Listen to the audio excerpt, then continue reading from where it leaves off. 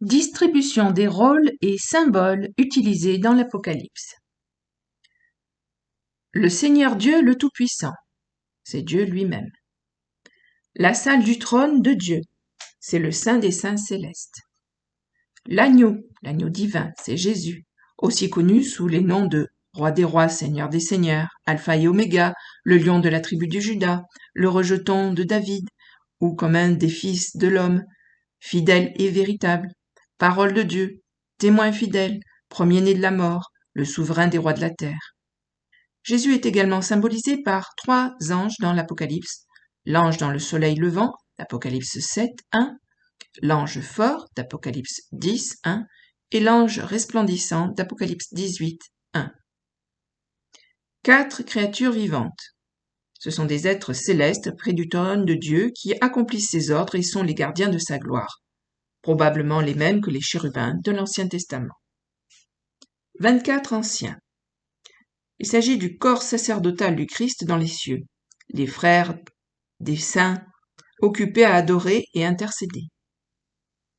L'enfant mâle, c'est Christ qui gouvernera toutes les nations. L'enfant, ce sont les croyants qui sont emmenés vivants au ciel lors du premier enlèvement, le jour du grand pardon. Les anges, ce sont les messagers de Dieu, des êtres spirituels, bons ou mauvais. L'ange puissant, c'est l'ange du Seigneur, qui est le Christ, qui vient ressusciter les morts et changer les vivants. Il livre également le petit rouleau, Apocalypse 10.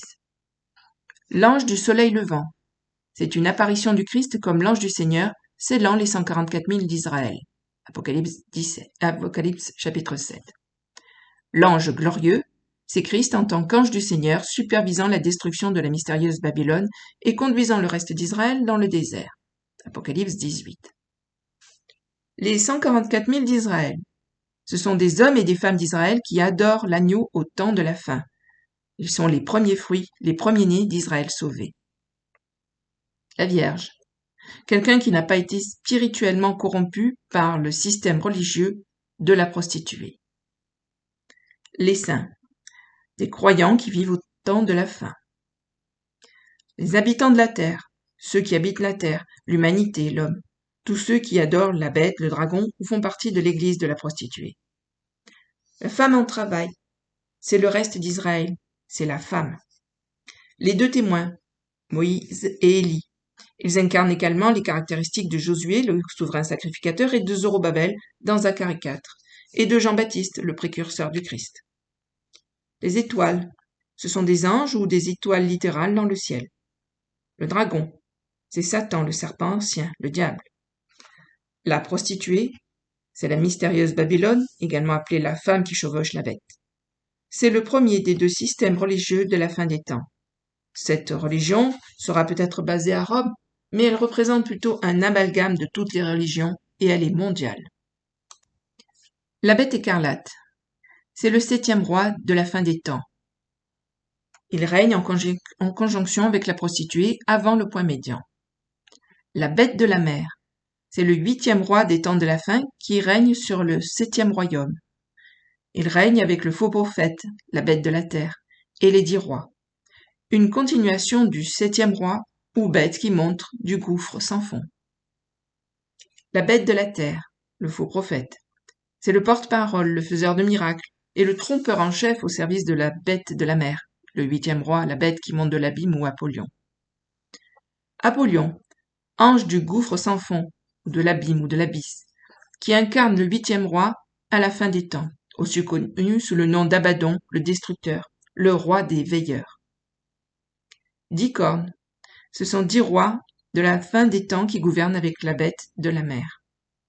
Les grenouilles, ce sont des esprits démoniaques.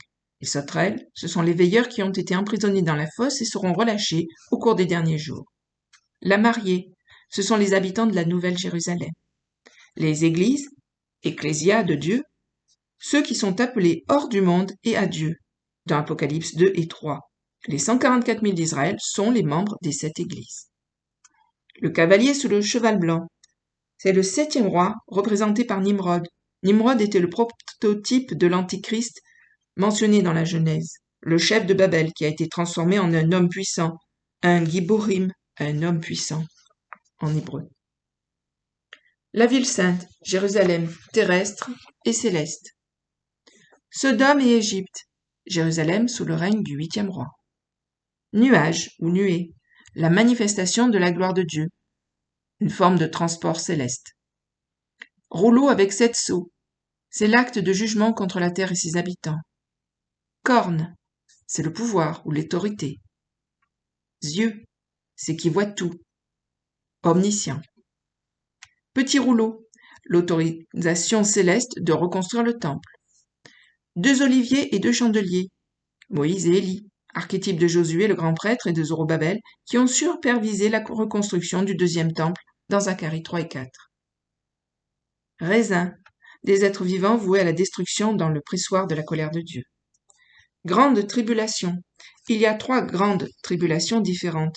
1, la tribulation qui a lieu dans la première partie des 7 ans pour les martyrs. 2, au milieu, à la 6e trompette pour la prostituée, Jézabel et ses partisans.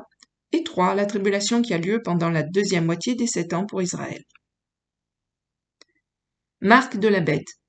Preuve irréversible du culte de la bête. Image de la bête. Une nouvelle race d'hommes créés à l'image de la bête. Rouge feu, la couleur du dragon, et du 2e cheval du sceau. Il représente le mal, la guerre, la destruction. Écarlate, la couleur liée au sang et à la religion. Pourpre ou violet, la couleur liée à la royauté et à la richesse, et associée à la prostituée. Couronne, la royauté et l'autorité. Autel, l'autel de l'encens dans le ciel, l'endroit où les prières sont reçues et exaucées. Arche d'alliance, le trône de jugement et de miséricorde de Dieu dans le ciel. Robe blanche, les corps glorifiés. Elle représente aussi des actions justes. Torche de feu, le Saint-Esprit, également représenté par les 7 yeux et les 7 cornes de l'agneau envoyés sur toute la terre. Le fleuve de vie, c'est une image du Saint-Esprit dans la Nouvelle Jérusalem. L'or, gloire, divinité, purification par l'épreuve.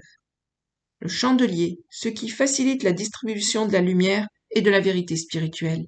Les 7 églises d'Asie mineure sont représentées par 7 chandeliers, tout comme les 2 témoins.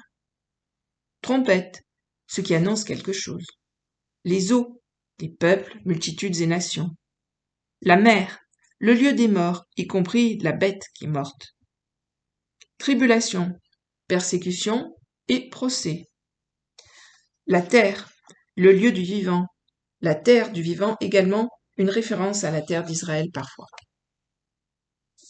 Juifs, peuple d'Israël qui suit les traditions des hommes en opposition à ceux d'Israël qui suivent le Seigneur. 7. Chiffre de plénitude, d'achèvement, de maturité, de totalité et de divinité. 24. Nombre associé au temple, à la prêtrise, aux fidèles, aux serviteurs et aux co-dirigeants. 12. Nombre associé aux 12 tribus d'Israël et aux apôtres. 12 est le nombre associé au gouvernement et à la direction, à la fois terrestre et spirituelle. 1000 représente le montant le plus complet possible, donc 12 fois 1000 équivaut à la représentation la plus complète de chacune des tribus d'Israël. 666, numéro de la bête. 6 est le nombre de l'homme. 3 fois le chiffre 6 revient à la pleine manifestation de l'homme ou du surhomme. 1260 jours, l'équivalent de 3 ans et demi, aussi 42 mois et un temps des temps et un demi-temps. Fin du chapitre. À bientôt, merci. Au revoir.